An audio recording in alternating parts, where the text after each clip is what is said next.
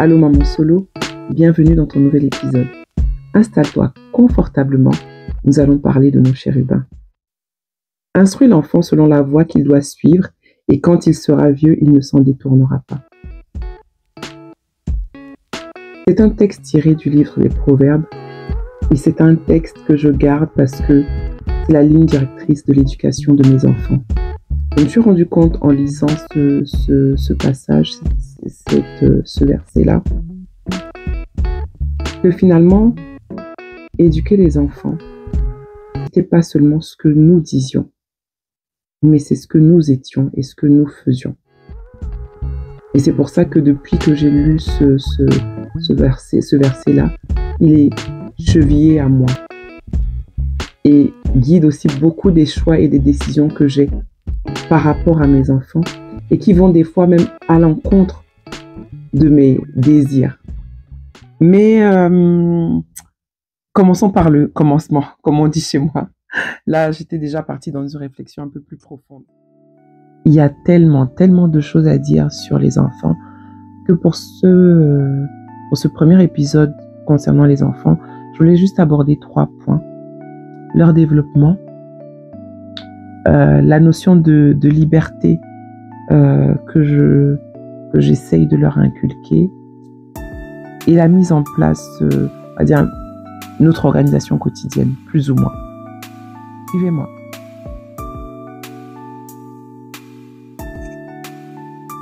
Donc vous l'aurez deviné, aujourd'hui nous allons parler de nos enfants, ces merveilles qui atterrissent sans notice dans nos vies et qui la changent à jamais. C'est la raison pour laquelle nous sommes là, en fait. C'est pour eux, ce sont nos enfants, en fait. Moi, je ne suis pas une maman tirée à 4 épingles et je tire mon chapeau à celles qui arrivent à le faire, mais je me suis rendu compte que tout est une question d'organisation.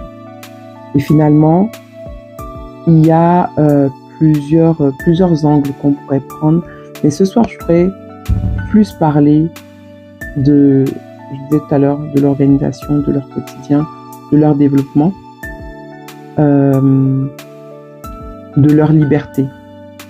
C'est ces points-là que je vais aborder. Le sujet est tellement vaste qu'effectivement, en un épisode, on ne pourra pas tout dire, mais ça permet déjà d'entrer dans le sujet au fur et à mesure. Et chère maman, je t'invite à partager avec moi ton expérience. N'hésite pas. Le micro est ouvert et disponible pour un échange. La dernière fois, je regardais, je suis tombée sur les réseaux sociaux sur une image qui m'a fait rire. En fait, on avait présenté une maman en forme de Shiva. Vous savez, la déesse indienne qui a plusieurs bras. Alors cette maman-là, je pense qu'elle devait avoir 20 bras à peu près. Et c'est pas faux.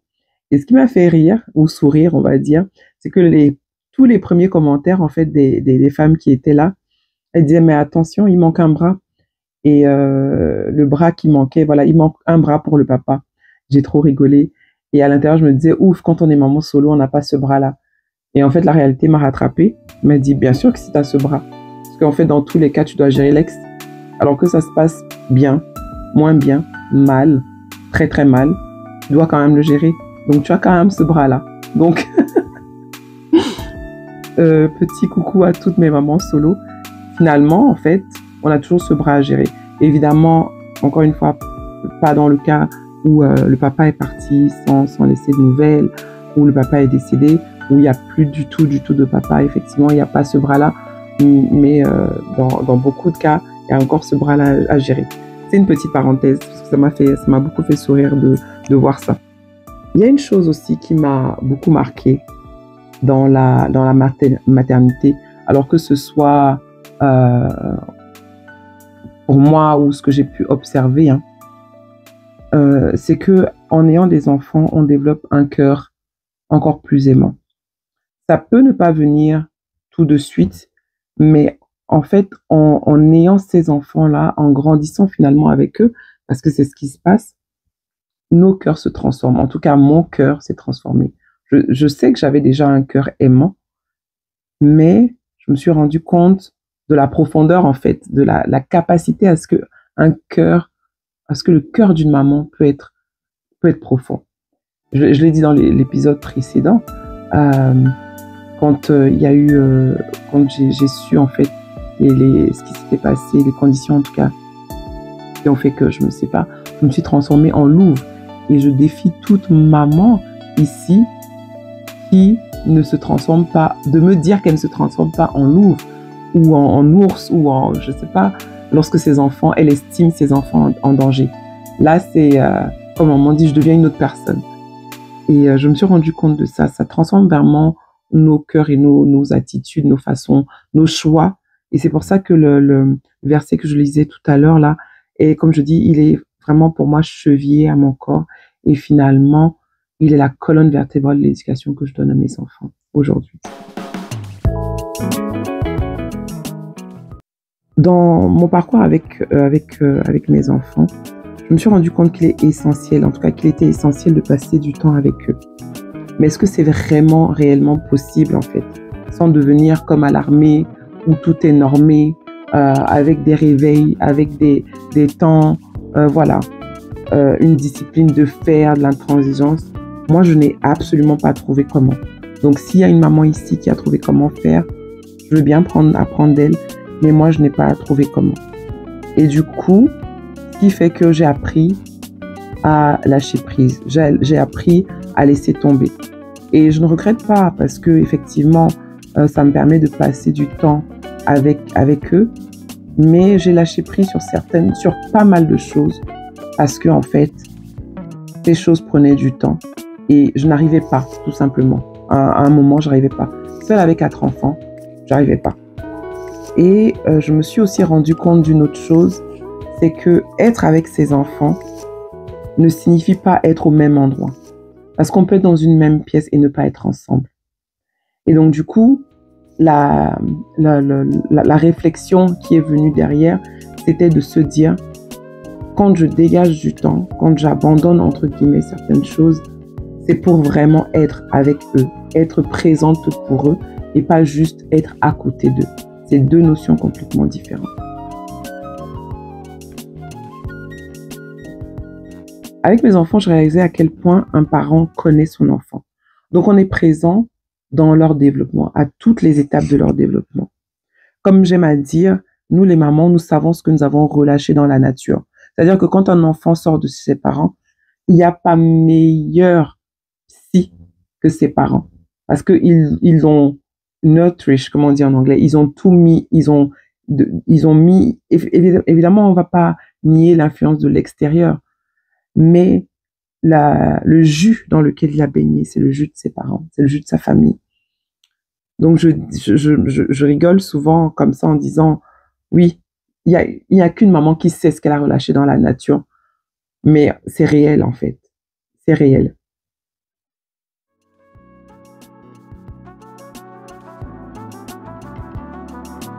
Et pour beaucoup, nous le voyons parce que très tôt, ils nous montrent qui ils sont.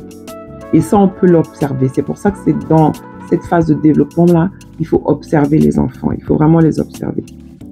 Les psychologues, eux, ils disent que voilà, selon les âges, évidemment, il y a plusieurs phases de développement. Il y a la phase de développement moteur, pour tout ce qui est mouvement, la phase de développement cognitif et langagier, c'est-à-dire la phase d'apprentissage où ils apprennent, où ils posent des questions, où ils parlent, etc. Donc tout ça, de toute façon, au fur et à mesure du temps, nous, les mamans, en tout cas, on le voit. Personnellement, je ne mettais pas forcément ces mots-là, mais je voyais ces étapes-là. Le développement affectif et le développement social. Alors, il y a une chose qui m'a marquée. La version précédente, en tout cas de ces étapes-là, parlait du développement social et moral. Ça m'a interpellée qu'on enlève la morale dedans. Où est passé le développement moral? Est-ce qu'il a été inclus dans le développement social? C'est à vérifier.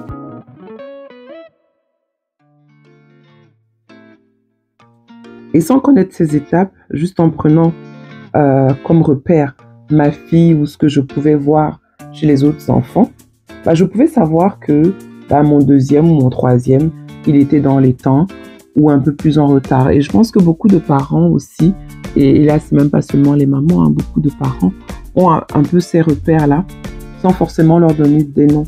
Mais en fait, on sait là où l'enfant se situe, plus ou moins par rapport aux autres et par rapport à l'observation, on va dire, empirique. Et donc le marqueur qui pouvait faire que je voyais qu'il y avait quelque chose qui n'était pas normal, c'était de voir un trop grand décalage entre les autres et un des enfants.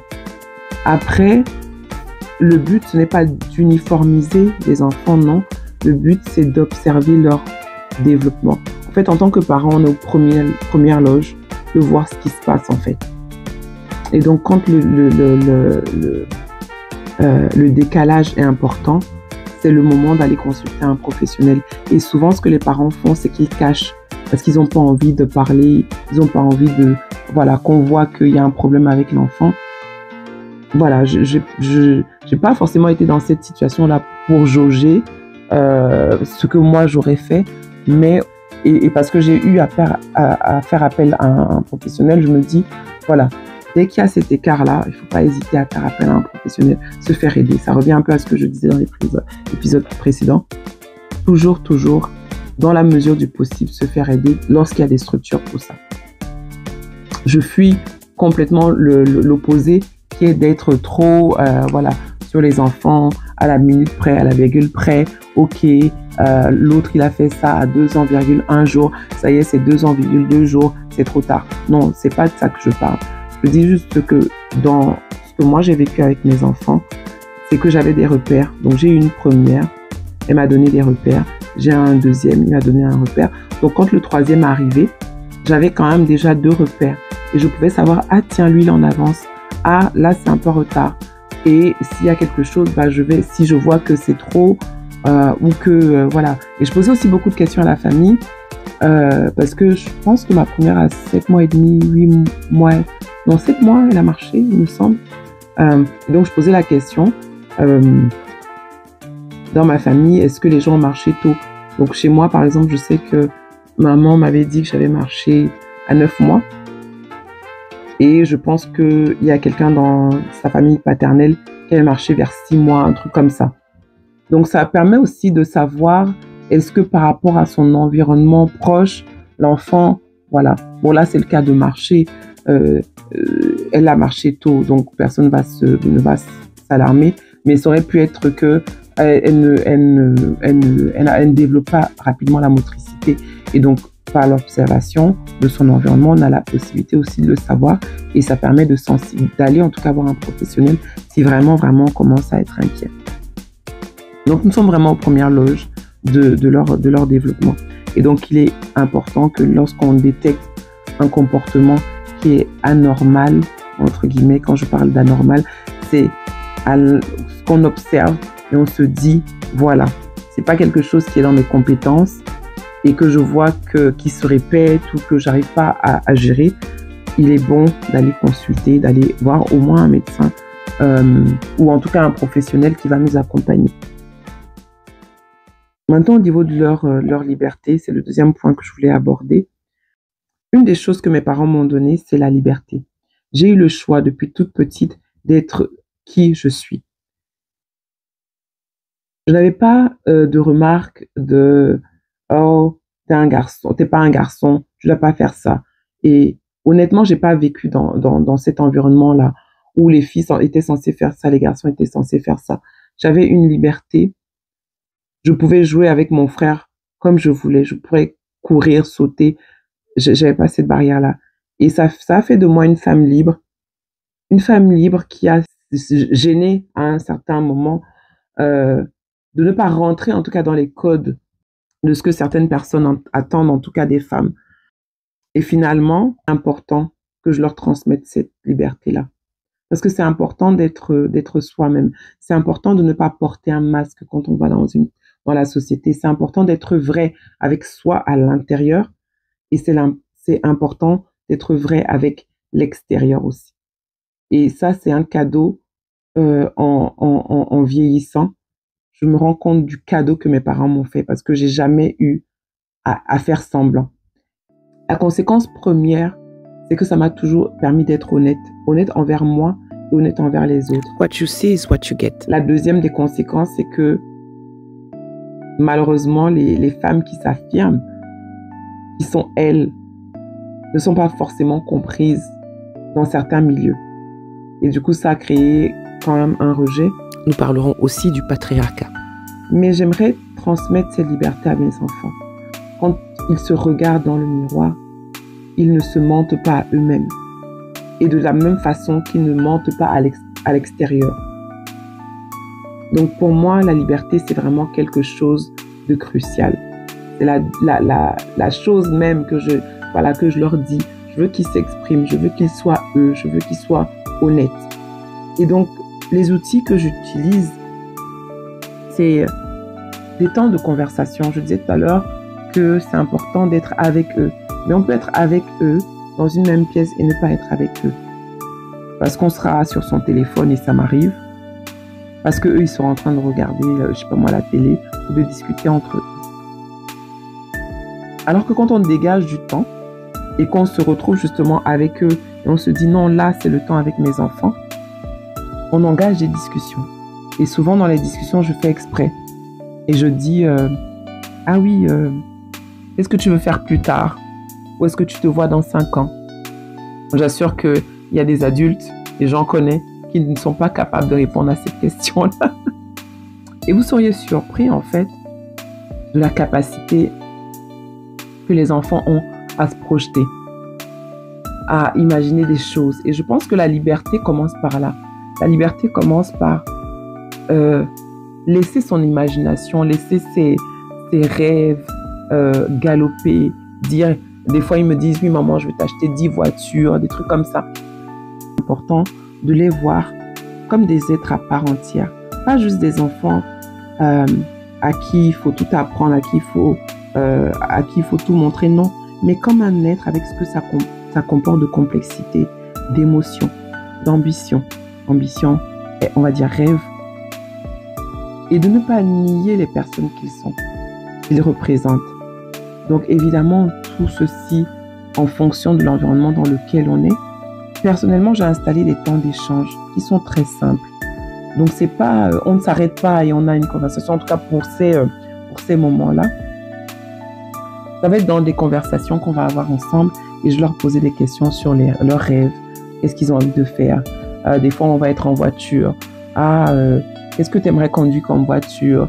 Et voilà. Donc ça va être vraiment leur permettre de s'exprimer, d'exprimer leurs rêves, d'exprimer ce qu'ils veulent faire.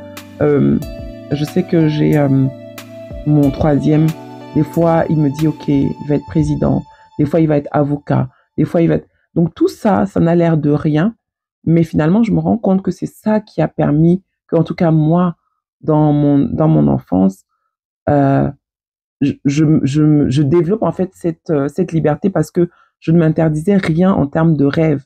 Pourquoi? Parce que j'avais des gens autour de moi qui nourrissaient ça. Des fois, j'arrivais, je disais, ah oui, maman, je veux être patineuse artistique parce que à l'époque, j'étais fan de Surya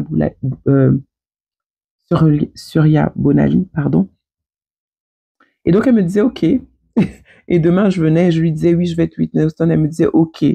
Bon, après, il y avait ses limites. Hein. Effectivement, j'ai quand même vécu avec des parents de l'époque. Donc, même si elle me permettait de le dire, c'est sûr que sans mes diplômes, sans mes machins, c'était vrai, il fallait d'abord que j'ai mes diplômes et que j'ai l'école avant de faire quoi que ce soit. Mais cette capacité à rêver, cette capacité qu'on donne à l'enfant de se projeter, même dans des choses que nous-mêmes on ne s'imagine pas, pour moi, développe ce sentiment de liberté. Et aussi, comme je disais tout à l'heure, surveiller son langage. Et peut-être c'est un autre biais que je suis en train d'introduire, j'espère que non. Je dis pas à ma fille, oui, tu es une fille, tu devrais faire ça. Ou si je dis la même chose aux garçons. Mais je vais dire, par exemple, rangez votre chambre, range ta chambre, range ta chambre. Je vais pas dire, parce que une fille devrait ranger sa chambre comme ça, un garçon devrait ranger sa chambre comme ça. Non, je vais dire, range ta chambre. Et donc, du coup, je pense que ça joue aussi, cette façon de leur parler, joue aussi sur leur sentiment de liberté. Un autre temps que nous avons, et ça c'est plus formel parce qu'on l'organise vraiment, on prend le temps, une soirée qu'on choisit tous ensemble et on se pose et on se parle. Et on fait un peu un bilan. On fait un bilan de comment a été... on le fait en général, on le fait souvent en septembre. Et septembre, décembre ou janvier, en fonction de quand ils sont avec moi. Pourquoi? Parce que septembre, c'est la rentrée et on parle de l'année scolaire. On parle plus de qu'est-ce qu'ils ont envie de faire, comment ils voient l'année scolaire, quelle matière, quelle note, etc. Pareil, c'est toujours dans la projection, mais c'est un peu plus formel. Alors que les causeries qu'on a en décembre ou en janvier, c'est plus un bilan, on va dire un bilan familial. Donc, on s'assoit. Qu'est-ce qui a été bien? Quels sont les bons souvenirs que tu as gardés de cette année? Qu'est-ce que maman a fait qui t'a pas plu? Qu'est-ce que tu aimerais que maman améliore? Je sais que je vais prendre cher cette année. Ah là là. Mais c'est un moment où aussi, chacun, même le dernier de 4 ans, alors lui, il va souvent répéter ce que les autres disent, mais voilà, ça lui permet de s'accrocher à l'exercice. Et je pense que c'est aussi important parce que ça leur permet de cultiver, comme je disais tout à l'heure, le fait d'être vrai. Le fait de pouvoir être devant quelqu'un et lui dire « Ok, c'est maman, c'est mon frère, c'est ma grande sœur. Il y a quelque chose que tu as fait que je n'ai pas apprécié. » Dans le respect. Et ça cultive cette notion de liberté. Ça veut dire que la liberté de pouvoir être moi, donc dans les choses qui m'ont plu et dans les choses qui ne m'ont pas plu. Être moi dans les choses que je veux faire, dans mes rêves et les choses que je ne veux pas faire aussi. Et donc ça, c'est vraiment quelque chose que je pense que nous devrions cultiver. Pardon. En tout cas, cette notion de liberté, c'est comme ça que moi, en tout cas, j'essaye de mettre ces graines-là. On va aussi pouvoir parler de l'organisation quotidienne. Alors, c'est ici que c'est le rock'n'roll total. L'organisation quotidienne a été, on va dire, une conséquence de du remaniement, on va dire ça comme ça, qu'il y a eu au niveau de nos vies. Et en fait, très vite, il a fallu mettre en place certaines routines. Comme je disais tout à l'heure, il y a certaines routines que j'ai abandonnées. J'y arrivais plus. Le repas du soir systématiquement à table, dresser la table, des choses comme ça qu'on avait en famille tous les soirs, on se retrouvait. Et des fois, c'était même moi qui manquais parce que je finissais le travail trop tard. Le fait de faire à table, de faire le dîner à table tous les soirs, j'arrivais plus à tenir, j'arrivais plus. Donc à un moment, j'ai dit ok, on va se servir dans des plateaux, on va manger ensemble. Des fois, vous allez manger avant moi, des fois, je vais manger après vous. Pas mal de petites routines qu'on avait en tant que famille, qu'on a dû redéfinir en tant que famille monoparentale. Donc ça, c'est juste un exemple. Et on reparlera vraiment de ces moments-là. Mais ce qu'il y a à retenir, c'est que l'organisation quotidienne, en fait, j'ai dû me battre pour ça. Parce que dans l'organisation quotidienne, il fallait donc intégrer les temps de garde. Comme j'ai dit, on ferme la parenthèse, mais ça fait partie des routines. Et le plus tôt ces routines sont installées, le mieux c'est pour les enfants. Donc c'est pas tout le temps évident de mettre en place, c'est pas tout le temps évident de faire respecter. Mais je me suis rendu compte que le fait de tenir ferme sur mes positions donnait un rythme aux enfants.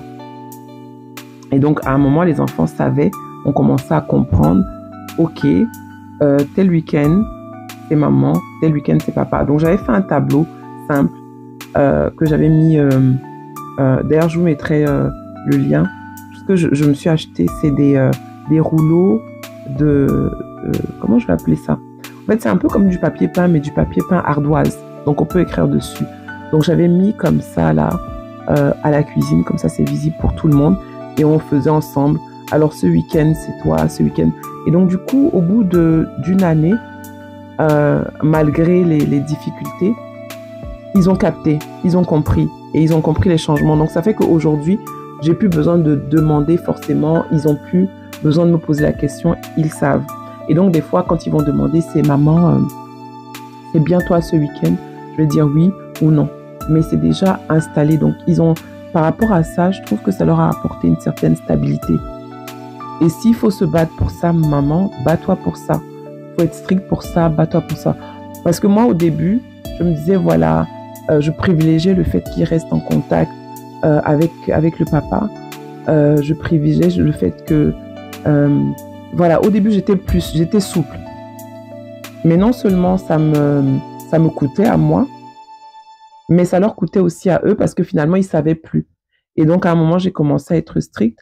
Et à partir du moment où j'ai été stricte, eux, ça leur a permis justement de stabiliser, d'avoir en tête, en fait, quand ils sont et où ils sont, avec qui ils sont, et de ne plus stresser forcément à l'approche de ces moments-là. Parce que ça aussi, c'était quand même, je le voyais quand même dans leurs attitudes. Donc, une fois que la routine des gardes était installée, maintenant, c'était la routine dans la semaine. Comment on fait les devoirs. Donc, j'installe, donc, vous le savez, j'ai déjà une fille qui est plus grande. Donc, elle me demande un peu moins de suivi dans le parcours scolaire, mais ça n'empêche qu'il faut quand même vérifier que tout va bien, venir poser des questions, venir chercher l'information, là où les autres, ils vont demander plus d'attention.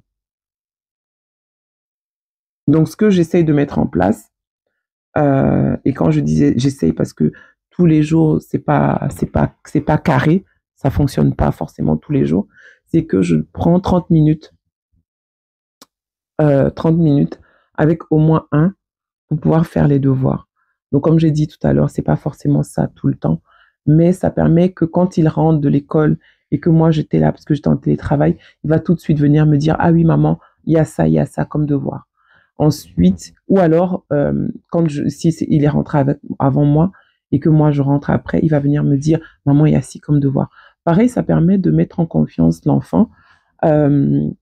Donc oui, il y a des fois où il y a des je vais gueuler, je vais crier. D'ailleurs, ça me rappelle une anecdote. Une fois, ils ont fait des dessins et ils m'ont dit, ah tiens maman, c'est toi et tout. Et donc moi, je regarde le dessin, je dis, c'est moi? Oui. Vous savez comment ils m'avaient dessiné?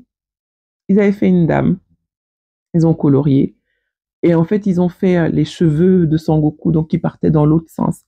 Et moi, je regarde, je dis, mais mes cheveux sont pas comme ça. Et donc, ils rigolent, ils me disent, donc c'est les deux derniers, ils rigolent, ils me disent, oui, mais maman, c'est quand t'es fâchée, parce que t'es tout le temps fâchée. J'ai dit, what? Quand ils m'ont dit ça, je me suis dit, no way. Donc, à partir du moment où ils m'ont dit ça, je me suis posée et j'ai observé, en fait, mon comportement. Donc, le truc que quand je rentre à la maison, quand j'ouvre la porte et qu'il y a des chaussures, il y a des machins, j'aboyais. Ça donne en fait cette impression que maman est tout le temps fâchée. Et du coup, ça, je l'ai revu. Alors, ça ne veut pas dire que je ne me fâche pas, hein, que je ne crie pas, mais ça veut dire que, l'exercice de liberté, entre guillemets, est réussi parce qu'ils arrivent à exprimer par le dessin et par leurs mots. Et ça me permet aussi, moi, de me remettre en question dans mes attitudes. C'est que quelque part, il faut que je me réajuste dans la façon dont je m'exprime, dont j'exprime en tout cas mes couleurs envers eux. Donc, c'était une parenthèse juste pour dire que, rappelez-vous de la phrase du début, instruis l'enfant. Et donc, c'est pour ça que, en fait, je disais que c'est chevillé à mon corps, parce que finalement, c'est ça qui me permet aussi de me réajuster. Et je pense que beaucoup de mamans solo se reconnaîtront là-dedans. Et je voulais partager, voilà, ces petits tips que j'ai mis en place avec eux.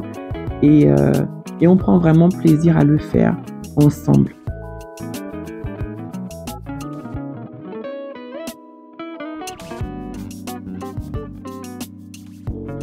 On s'arrête là pour aujourd'hui et on reviendra dans un autre épisode pour continuer sur l'organisation au quotidien. Comme on l'a dit, Mom, c'est un vrai challenge, la gestion du quotidien, l'organisation, les routines, le sport. Quand je dis le sport, c'est toutes les activités extrasolaires des enfants. Alors, si tu as des tips, partage-les avec nous déjà ici en commentaire ou rendez-vous au prochain épisode. Et pour être au courant, active les notifications pour savoir dès que l'épisode sera mis en ligne.